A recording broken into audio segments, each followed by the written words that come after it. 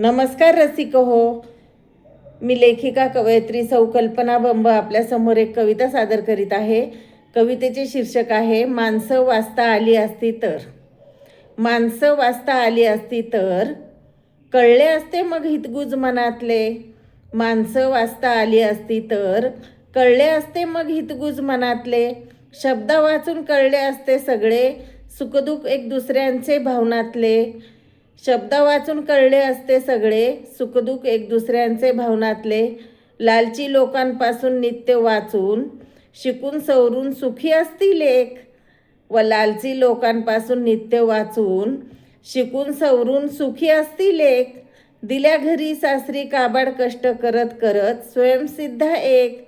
दिल्या घरी सासरी काबाड कष्ट करत करत स्वयंसिद्ध एक.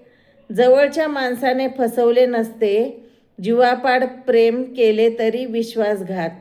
जवळच्या माणसाने फसवले नसते जीवापाड प्रेम केले तरी विश्वासघात.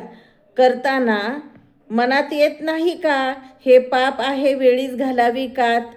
हे पाप आहे वेळीच घालावी कात. बोलताना एक नि पोटात एक असते. बोलताना एक नि पोटात एक असते. भोळ्या भाबड्याचा फायदा घेता. भोळ्या भाबड्याचा फायदा घेता. सगळ्या कामासाठी वापर करून घेऊन सगळ्या कामासाठी वापर करून घेऊन काम झाले की दूर फेकून देता.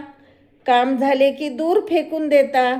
तोंडावर गोडगोड बोलून असे तोंडावर गोडगोड बोलून असे नंतर आतून गुपचूप काढे काटा. नंतर आतून गुपचूप काढे काटा. अशा माणसांना कळत नसते हो. अशा माणसांना कळत नसते हो. जीवन सुंदर बनवण्याच्या वाटा. जीवन सुंदर बनवण्याच्या वाटा. जीवन सुंदर बनवण्याच्या वाटा. धन्यवाद. आपल्याला माझी कविता आवडल्यास लाईक शेअर सबस्क्राईब कमेंट्स करणे न विसरता करणे. धन्यवाद.